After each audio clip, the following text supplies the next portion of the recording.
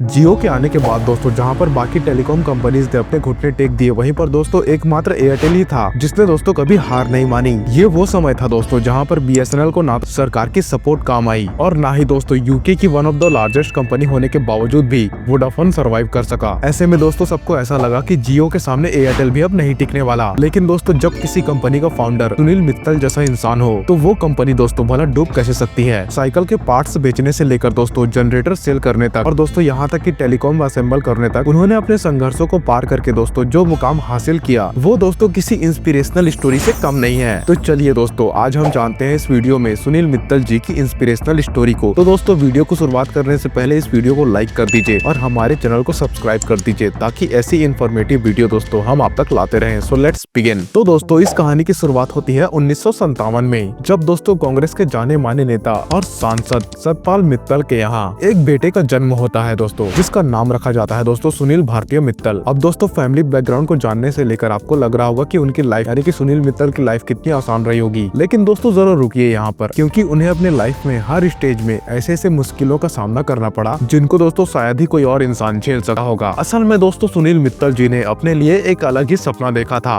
वो अपने पिता की तरह दोस्तों एक पॉलिटिशियन नहीं बल्कि एक बिजनेसमैन बनना चाहते थे। इसीलिए दोस्तों 1976 में पंजाब यूनिवर्सिटी से ग्रेजुएशन करने के बाद मात्र 18 साल की उम्र में उन्होंने अपना पहला बिजनेस शुरू कर दिया। और पता है दोस्तों वो किस चीज का बिजनेस था? छोटे लेवल पर बाइसिकल पार्ट्स बेचने का। और दोस्तों इसके लिए भी उन्होंने अपने पिताजी से 20,000 रुपए उधार लिए थे। अब दोस्तों ये सुनील मित्तल जी का पहला बिजनेस था। ऐसे में ना तो उनके पास मार्केट की सही जानकारी और ना ही दोस्तों कॉम्पिटिटर्स की। इसीलिए दोस्तों शुरुआती समय में उन्हें काफी ज्यादा डिफिकल्टी फेस करनी पड़ी। लेकिन दोस्तों धीरे धीरे उन्होंने बिजनेस की बारीकियों को समझना शुरू कर दिया, जिससे दोस्तों थोड़े ही टाइम बाद उनको इस पर्टिकुलर इंडस्ट्री की डीप अंडरस्टैंडिंग हो गई। लेकिन दोस्तों जल्द ही उन्हें अंदाजा हो गया था कि इस पर्टिकुलर काम में बहुत कम मार्जिन है और यहाँ पर ग्रोथ की अपॉर्चुनिटी भी काफी ज्यादा लिमिटेड है। ऐसे में दोस्तों इस पर्टिकुलर बिजनेस को बंद करके उन्होंने कई अलग अलग बिजनेस सेक्टर्स में अपने हाथ पैर मारने शुरू कर दिए। लेकिन दोस्तों किसी भी बिजनेस में उनको कुछ खास सफलता नहीं मिली और फिर दोस्तों इतने सारे फेलियर्स के बाद सुनील मित्तल जी निराश होने लगे थे। लेकिन दोस्तों 1980 में एक ऐसा मौका उनके हाथ लग गया जिससे वह फिर से सक्सेस की ऊंचाइयों को छूने लगे थे, यानी कि दोस्तों सक्सेस की ओर वो बढ़ने चले थे। असल में दोस्तों जापान की कंपनी सुजुकी अपने पोर्टेबल जनरेटर को इंडिया में दोस्तों बेचने के लिए किसी लोकल इंपोर्टर की तलाश में थी। और फिर दोस्तों इसी मौके का फायदा उठाते हुए सुनील मित्तल जी ने सुजुकी के साथ पार्टनरशिप कर ली और उसके जनरेटर को इंडिया में भी इंपोर्ट करके बेचने लगे। अभी सुनील मित्तल की इस कंपनी का शुरुआती गोल था कि इन जनरेटर्स को स्ट्रीट साइड वेंडर जैसे कि दोस्तों समोसे वाले की दुकान में, सब्जी वाले की दुकान में, ये सब जगह बेचना या यूं कहे तो लगाना। लेकिन दोस्तों बहुत जल्द सुनील मित्तल को यह समझ में आ गया कि वो गलत जगह पर अप्रोच कर रहे हैं, क्योंकि दोस्तों इन जनरेटर्स की सबसे ज्यादा जरूरत उन छोटे ऑफिसेस को और दुकानों को थी जिन्हें बार बार पावर कट की वजह से काफी प्रॉब्लम फेस करनी पड़ती थी। सुनील मित्तल जी की इस नई स्ट्रेटेजी के चलते पोर्टेबल जनरेटर की डिमांड दोस्तों बहुत ही ज्यादा बढ़ गई थी और लोग उन्हें दुकानों में और अपने छोटे ऑफिसेस के साथ साथ अपने घरों में भी लगाने लगे। इस पर्टिकुलर बिजनेस से सुनील ने काफी प्रॉफिट जनरेट किया, लेकिन मात्र दोस्तों 1983 तक, जब हमारा देश भारत वर्ल्ड कप जीता था, क्योंकि दोस्तों 1983 में इंडियन गवर्नमेंट ने पोर्टेबल जनरेटर के इम्पोर्ट पर दोस्तों बैन लगा दिया था ताकि दोस्तों इंडिया के अंदर इनके प्रोडक्शन को और भी ज्यादा बढ़ाया जा सके और फॉरेन एक्सचेंजेस की बचत हो पाए। लेकिन सरकार का यह कदम दोस्तों सुनील के लिए बहुत बड़ा झटका था, क्योंकि इस फैसले के बाद उनका सारा कारोबार एक ही झटके में बंद हो गया। अब कुछ समय तक बेरोजगार रहने के बाद सुनील मित्तल ने सोचा कि क्यों ना फॉरेन जाकर कोई दूसरा बिजनेस किया जाए। और दोस्तों इसी इरादे के साथ वह ताइवान पहुंच गए, जहां पर उन्होंने देखा कि लोग यहां पर पुश बटन वाले टेलीफोन को यूज कर रहे थे, जबकि दोस्तों उस समय पर यानी कि उस पर्टिकुलर टाइम के वक्त इंडिया में सिर्फ रोटरी डायल फोन ही इस्तेमाल किए जाते थे। अब दोस्तों यहीं से उन्हें एक नया बिजनेस आइडिया भी आया कि क्यों ना इस पर्टिकुलर आइडिया को इंडिया से भी रूबरू कराया जाए। लेकिन चाहे दोस्तों वो हो पुश बटन या फिर रोटरी डायल, दोनों का काम कॉल ही करना होता था। ऐसे में दोस्तों पुश बटन को लाने का मकसद क्या सिर्फ लेटेस्ट ट्रेंड को फॉलो करना था? बिल्कुल नहीं दोस्तों। असल में रोटरी डायल फोन्स में दोस्तों हर नंबर को घुमाकर डायल किया जाता था,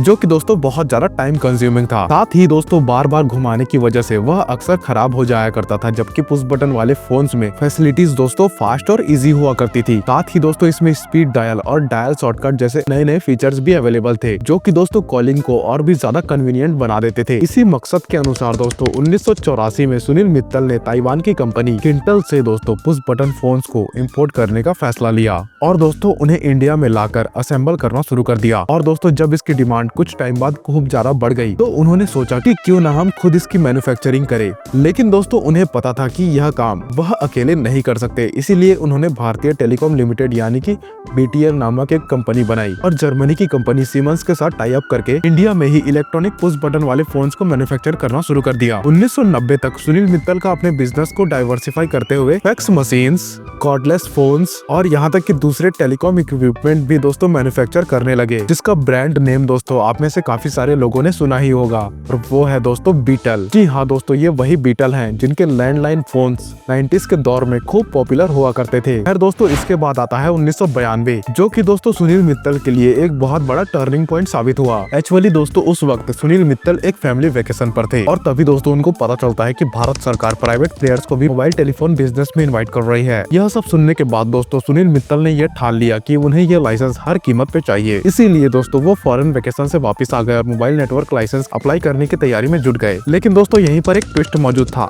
असल में दोस्तों सरकार ने एक शर्त रख दी थी कि वह मात्र उन्हीं कंपनीज को लाइसेंस देंगे जिनके पास पहले से ही टेलीकॉम ऑपरेटर का एक्सपीरियंस मौजूद है। अब दोस्तों प्रॉब्लम ये थी यहाँ पर मोबाइल टेलीफोन का सेक्टर इंडिया में बिल्कुल नया था और किसी भी प्राइवेट कंपनी के पास ऐसा कोई पास्ट एक्सपीरियंस मौजूद नहीं था। इसीलिए दोस्तों सुनील मित्तल ने एक कमाल की स्ट्रेटेजी बनाई और फ्रांस की एक जानी मानी टेलीकॉम कंपनी विवेंडी के साथ में पार्टनरशिप कर ली। इस कोलैब के जरिए दोस्तों उन्हें दो बड़े बेनिफिट मिले। एक तो उन्हें टेलीकॉम ऑपरेटर की रिक्वायरमेंट के हिसाब से एक्सपीरियंस हासिल हुआ और दूसरा उनके पास एक स्ट्रॉन्ग टेक्निकल सपोर्ट सिस्टम भी आ गया। और दोस्तों इन सभी एफर्ट्स का नतीजा ये हुआ कि सुनील मित्तल ने यह लाइसेंस हासिल कर लिया, जिसके बाद 1995 में उन्होंने भारतीय सेलुलर लिमिटेड यानी कि BCL को स्टेब्लिश किया और 1997 में दोस्तों एयरटेल के नाम से दिल्ली में अपनी मोबाइल सर्विसेज को लॉन्च कर दिया। एयरटेल ने दोस्तों कुछ ही सालों में जबरदस्त ग्रोथ देखी और दोस्तों भारत की ये पहली टेलीकॉम कंपनी बनी जिसने 2 मिलियन मोबाइल सब्सक्राइबर का माइलस्टोन क्रॉस कर दिया। लेकिन दोस्तों क्या ये जर्नी सच में इतनी स्मूथ रही थी? और इसका जवाब है दोस्तों बिल्कुल नहीं। असल में दोस्तों एयरटेल के शुरुआती दिनों में सुनील मित्तल को काफी सारी दिक्कतों का सामना करना पड़ा था। जैसे कि दोस्तों टेलीकॉम सेक्टर में उनकी टेक्निकल एक्सपर्टीज बहुत ज्यादा कम थी और दोस्तों मोबाइल नेटवर्क सेटअप करने में उनको दोस्तों बड़े पैमाने में फंड्स की भी जरूरत थी। अब दोस्तों अगर आज की बात करें तो इस प्रॉब्लम का सॉल्यूशन दोस्तों बहुत ही ज्यादा आसान होता,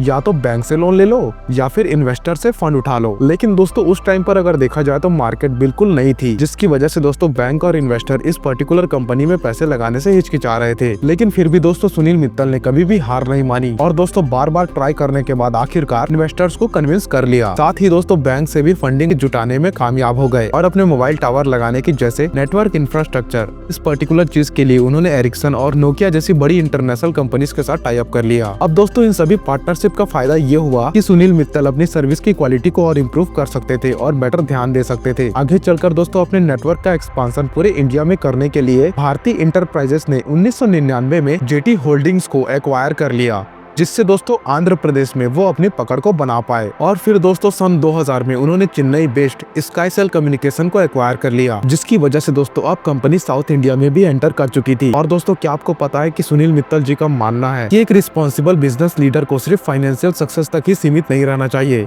बल्कि समाज में एक पॉजिटिव बदलाव लाने में भी काम करना चाहिए। इसीलिए दोस्तों सन 2000 में उन्होंने भारतीय फाउंडेशन की स्थापना की ताकि दोस्तों रूरल एरियाज में एजुकेशन को बढ़ावा मिल सके। हालांकि दोस्तों अब आगे का डगर एयरटेल के लिए काफी ज्यादा मुश्किल होने वाला था, क्योंकि दोस्तों उस समय मार्केट में एयरटेल के सबसे बड़े कॉम्पिटिटर ने एंट्री ले लिया था और ये कॉम्पिटिटर दोस्तों कोई और नहीं बल्कि BSNL था। साल 2000 में दोस्तों सरकार ने BSNL को एक इंडिपेंडेंट एंटिटी के रूप में स्टेब्लिश कर दिया था और दोस्तों इसको पूरे देश में मोबाइल और लैंडलाइन सर्विसेज देने की जिम्मेदारी दे दी गई। अब दोस्तों BSNL को गवर्नमेंट का मजबूत सपोर्ट मिल गया था, जिसकी मदद से दोस्तों उसको फंडिंग और रिसोर्सेज काफी आसानी से मिल गए थे। जबकि दोस्तों दूसरी तरफ एयरटेल रेगुलेटरी हर्डल्स और फंडिंग चैलेंजेस को फेस कर रहा था। यही वजह थी दोस्तों की बहुत जल्द BSNL देश की उन रिमोट एरियाज में भी सर्विसेज पहुँचाने लगा दोस्तों, जहाँ पर एयरटेल तो पहुंच ही नहीं पाता। इसके अलावा दोस्तों उस समय एयरटेल के प्लान्स जो थे ना वो काफी ज्यादा एक्सपेंसिव और अनअफोर्डेबल हुआ करते थे। बल्कि दोस्तों BSNL ने एक लो कॉस्ट मॉडल को अप्लाई किया था और इसने अपने प्लान्स को इतने अफोर्डेबल प्राइस पर रखा था कि कोई भी इंडिविजुअल उसको परचेस कर सकता था। यही वजह थी दोस्तों कि चाहे बड़े शहर हो या फिर दूर दराज के छोटे मोटे गांव, हर जगह दोस्तों BSNL अपनी सर्विसेज आसानी से पहुंचा देता था। और दोस्तों सरकारी कंपनी होने की वजह से लोगों का BSNL के ऊपर दोस्तों एक अलग लेवल का भरोसा हुआ करता था। और दोस्तों इन्हीं सभी रीजंस की वजह से एयरटेल का कस्टमर बेस अपनी तरफ करते हुए BSNL इंडिया का टॉप सर्विस प्रोवाइडर बनने की राह पर चल पड़ा था। लेकिन दोस्तों BSNL की इस ग्रोथ के साथ साथ उसमें एक बहुत बड़ा फ्लॉ भी था और वो था दोस्तों नेटवर्क इंस्टेबिलिटी का। क्योंकि दोस्तों BSNL के अफोर्डेबल प्लान्स और हायर रेंज की वजह से बहुत सारे लोग दोस्तों इनकी सर्विसेज को यूज करने लगे थे, जिससे दोस्तों उसकी नेटवर्क कैपेसिटी में बहुत ज्यादा प्रेशर आ चुका था। मतलब कि दोस्तों बीच में ही कॉल डिस्कनेक्ट हो जाना हर जगह नेटवर्क का ना आना और दोस्तों बहुत ही ज्यादा स्लो इंटरनेट। और दोस्तों इस तरीके की दिक्कतें BSNL में बहुत आम हो चुकी थी। और दोस्तों बहुत ही जल्द सुनील मित्तल जी ने BSNL की इन कमियों का फायदा उठाना शुरू कर दिया था। जैसा कि दोस्तों उन्होंने एयरटेल के नेटवर्क को टेक्नोलॉजिकली एडवांस बनाने के लिए बहुत सारे इन्वेस्टमेंट किए दोस्तों, और इंफ्रास्ट्रक्चर पे भी बहुत काम किया। और दोस्तों बहुत सारे लेटेस्ट टेक्नोलॉजी लेकर भी आए ताकि दोस्तों कस्टमर्स को सीमलेस एक्सपीरियंस मिल सके। इसके अलावा दोस्तों एयरटेल ने कस्टमर फर्स्ट अप्रोच के चलते सेंट्रल हेल्पलाइन नंबर और 24/7 सपोर्ट सिस्टम को भी स्टैब्लिश कर दिया, जो कि दोस्तों उस टाइम के मुताबिक उन लोगों के लिए एक बहुत बड़ा गेम चेंजर साबित हो गया। लेकिन दोस्तों इन सारी चीजों के ऊपर काम करते हुए सुनील मित्तल कभी भी अपने एक्सपेंशन की स्ट्रेटेजी को भूले नहीं थे। लेकिन दोस्तों इन एक्सपेंशन के लिए उनको बहुत सारे पैसों की जरूरत थी। इसीलिए दोस्तों साल 2002 में उन्होंने एक बहुत बड़ा कदम उठाते हुए भारतीय इंटरप्राइजेस को बॉम्बे स्टॉक एक्सचेंज और नेशनल स्टॉक एक्सचेंज में लिस्ट कर दिया। अब दोस्तों पब्लिक होने की वजह से कंपनी को काफी ज्यादा कैपिटल मिलने लगा, जिसकी मदद से दोस्तों सुनील मित्तल ने एयरटेल के एक्सपेंशन में खूब काम किया। एयरटेल को दोस्तों स्काई सेल और हेक्साकॉम जैसे कई सारे लोकल मोबाइल नेटवर्क ऑपरेटर्स को भी एक्वायर करते हुए दोस्तों आगे बढ़ने लगे। तो दोस्तों फिर अपने कॉम्पिटिटर BSNL को हराने के लिए उन्होंने दोस्तों अपने रिचार्ज प्लान का प्राइस दोस्तों काफी ज्यादा कम कर दिया था। अब जब दोस्तों एक फास्ट और स्टेबल नेटवर्क एक किफायती दाम पर मिल रहा हो तो लोग उसे क्यों नहीं चूज करेंगे। इसीलिए दोस्तों शहर के साथ साथ अब बहुत सारे गाँवों में भी एयरटेल का एक स्ट्रॉन्ग कस्टमर बेस बनता गया दोस्तों, जिसके चलते एयरटेल ने बहुत प्रॉफिट छापे। और दोस्तों साल 2005 में एयरटेल ने BSNL को पीछे छोड़ दिया था और भारत का सबसे बड़ा मोबाइल ऑपरेटर बन चुका था दोस्तों in terms of mobile services. लेकिन दोस्तों यहाँ पर भी एक दिक्कत थी, जैसे जैसे एयरटेल का कस्टमर बेस बढ़ रहा था, यानी कि ये प्रॉफिट जैसे जैसे कर रहा था और जैसे जैसे एयरटेल कंपनी ग्रो कर रही थी, इसके कॉम्पिटिशन में भी बढ़ोतरी हो रही थी। जैसे कि दोस्तों कंपटीशन के नाम पे इनके सामने खड़े हुए थे Reliance company, Vodafone company, idea company, और इनकी वजह से दोस्तों टेलीकॉम मार्केट में कंपटीशन काफी ज्यादा इंटेंस हो चुका था। लेकिन दोस्तों एयरटेल ने अपनी मजबूत मार्केटिंग पोजिशनिंग और लॉयल कस्टमर बेस के दम पर दोस्तों अपने सभी के सभी कॉम्पिटिटर्स को दोस्तों जम के चुनौती दिया। लेकिन दोस्तों अल्टीमेटली सुनील मित्तल यहीं पर नहीं रुके थे, बल्कि दोस्तों इंडिया में मिली इस कामयाबी के बाद उन्होंने इंटरनेशनल मार्केट में भी एंटर करने के बारे में सोचा। और फिर दोस्तों 2010 में उन्होंने अफ्रीका की टेलीकॉम कंपनी जेन टेक्नोलॉजी के ऑपरेशंस को दोस्तों $10.7 बिलियन में एक्वायर कर लिया। इस एक्विजिशन से दोस्तों एयरटेल को अफ्रीका के 15 देशों में अपने नेटवर्क का एक्सपांशन करने का मौका मिला दोस्तों, जिसके द्वारा दोस्तों एयरटेल एक ग्लोबल टेलीकॉम प्लेयर बन गया। अफ्रीका में एक्सपांड करना दोस्तों सुनील मित्तल का एक बहुत बड़ा यानी कि बोल्ड मूव साबित हुआ, क्योंकि दोस्तों वहाँ के मार्केट डायनेमिक्स और कस्टमर बिहेवियर भारत से काफी ज्यादा अलग है दोस्तों। लेकिन दोस्तों नए मार्केट के चैलेंजेस को समझते हुए सुनील मित्तल ने दोस्तों वहां पर भी अफोर्डेबल प्लान जारी किए ताकि दोस्तों हर कैटेगरी के लोग मोबाइल सर्विसेज का यूज कर सके। इसके बाद आता है दोस्तों साल 2012, जो कि दोस्तों एयरटेल के लिए एक बहुत ही ज्यादा सुनहरा दौर साबित हुआ। एक्चुअली दोस्तों इस समय टेलीकॉम सेक्टर में बहुत तेजी से बदलाव हो रहे थे। इसी को देखते हुए दोस्तों सुनील मित्तल ने एक विजनरी कदम उठा दिया और BSNL सहित सभी टेलीकॉम सेक्टर्स को यानी कि सभी टेलीकॉम कंपनीज को पीछे छोड़ते हुए 4G रोल आउट करना शुरू कर दिया, यानी कि दोस्तों 4G सर्विसेज को लॉन्च कर दिया। और दोस्तों BSNL के पास सरकार का समर्थन और फंडिंग तो था ही, लेकिन दोस्तों सब खुद कर लेंगे इस मानसिकता के तौर पर BSNL डूब गया। अब डूबा तो नहीं कह सकते दोस्तों, लेकिन पीछे जरूर छूट गया। अब दोस्तों BSNL का ये मानना था कि भले ही धीरे धीरे ही सही, लेकिन सरकारी हुकूमत यानी कि सरकारी समर्थन के चलते वो सभी की सभी चीजें अकेले कर लेंगे। दूसरी ओर दोस्तों सुनील मित्तल को ये चीज बहुत अच्छे से पता थी कि बदलते हुए टेलीकॉम मार्केट में इंतजार करना बिल्कुल भी ठीक नहीं है। इसीलिए दोस्तों उन्होंने टेक्नोलॉजी और इक्विपमेंट को फॉरेन मार्केट से एक्सपोर्ट करना चालू कर दिया और दोस्तों अपने 4G इंफ्रास्ट्रक्चर को तेजी से डेवलप करना भी शुरू कर दिया इसी की मदद से। और दोस्तों इन्हीं स्मार्ट डिसीजन की वजह से सुनील मित्तल पूरे भारत के अंदर बहुत कम समय में एयरटेल की 4G सर्विसेज को लॉन्च करने में सफल हो गए दोस्तों। और दोस्तों फिर अपनी बेहतरीन कनेक्टिविटी, हाई स्पीड इंटरनेट और दोस्तों अच्छी सर्विसेज की वजह से मार्च 2015 तक दोस्तों कंपनी ने 3 करोड़ से भी ज्यादा सब्सक्राइबर गेन कर लिए थे। लेकिन दोस्तों 2012 में शुरू हुआ ये सुनहरा दौर 4 साल भी नहीं टिक सका दोस्तों, क्योंकि 2016 दोस्तों सुनील मित्तल और एयरटेल के लिए अब तक की सबसे बड़ी मुसीबत लेके आने वाला था। और दोस्तों इस मुसीबत का नाम था द ग्रेट जियो। अब दोस्तों आगे की कहानी थोड़ी बहुत तो आप खुद ही समझ गए होंगे। एक्चुअली दोस्तों 2016 सितंबर में जियो ने अपने टेलीकॉम मार्केट में एंट्री मार ली और आते ही दोस्तों इसने पूरे के पूरे सेक्टर का नक्शा बदल कर रख दिया। ये वो टाइम था दोस्तों जब एयरटेल का 1 से 2 GB मंथली डेटा प्लान दोस्तों आमतौर पर 300 से 400 रुपए के बीच मिल जाता था और इसमें कॉलिंग करने के लिए भी अलग से चार्जेस लगा करते थे। लेकिन फिर जब दोस्तों जियो आया तो उसने ऐसा ऑफर दिया कि सभी के सभी दोस्तों हैरान हो गए, जैसे कि दोस्तों अनलिमिटेड फ्री डेटा और कॉलिंग, वो भी दोस्तों 4G स्पीड में। और इन सभी के चलते दोस्तों 10 करोड़ से भी ज्यादा सब्सक्राइबर जियो ने गेन कर लिए मात्र 170 दिनों में, जो कि दोस्तों टेलीकॉम इंडस्ट्री में एक नया रिकॉर्ड होने वाला था। इसका असर ये हुआ दोस्तों कि पहले जो कंपनीज थी जिनका नाम है एयरसेल, टेलीनॉर और डोकोमो, इनमें से कुछ कंपनी दोस्तों या तो बिक गई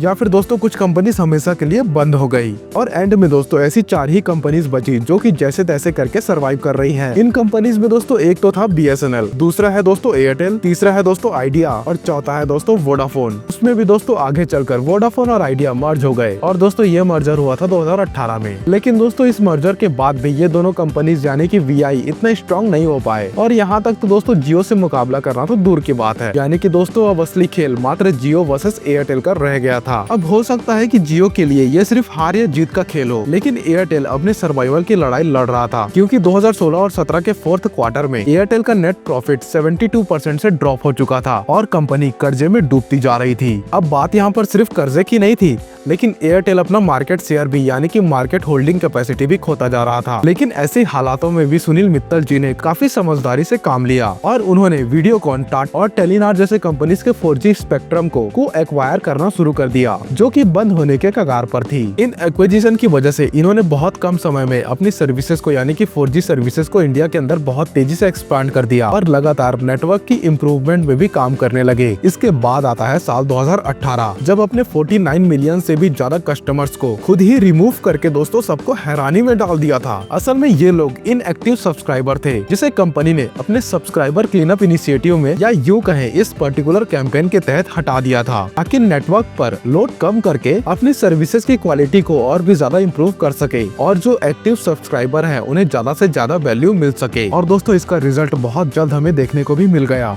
जब अगस्त 2020 से लेकर जनवरी 2021 तक यानी कि दोस्तों मात्र 5 महीनों में ही एयरटेल में दोस्तों 25 मिलियन नए सब्सक्राइबर जुड़ गए जो कि दोस्तों जियो से यानी कि हमारे मोटा भाई के जियो से 3 गुना ज्यादा थे। इसके अलावा दोस्तों वक्त के हिसाब से खुद को ढालते हुए इसने एयरटेल एक्सट्रीम फाइबर और एयरटेल फाइबर और दोस्तों एयरटेल एक्सट्रीम टीवी बॉक्स को भी लॉन्च कर दिया जिसने दोस्तों एयरटेल का एक इकोसिस्टम बिल्ड कर दिया। और कुछ इस तरीके से सुनील मित्तल की इंटेलिजेंस की वजह से आज भी एयरटेल अपनी एक अलग नई पहचान बनाकर रखे हुए है और मार्केट को लीड कर रहे थे और करते रहेंगे। तो दोस्तों अगर आपको ये वीडियो पसंद आई तो इस वीडियो को लाइक कीजिए और हमारे चैनल को सब्सक्राइब कीजिए ताकि ऐसी इन्फॉर्मेटिव वीडियो मैं आप तक और लाता रहूं। So let's good bye.